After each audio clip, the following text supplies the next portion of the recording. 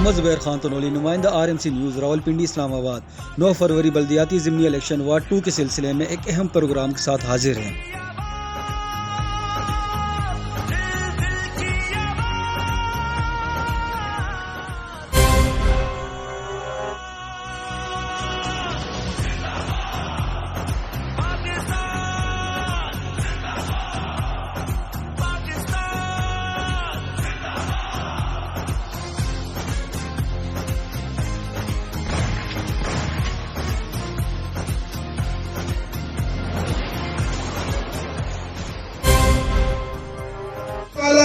इंशाअल्लाह ताला हम ये जो तरक्की का सिलसिला लेके चले हैं, मेरे साथ तरक्याती टीमें हमारी वार्ड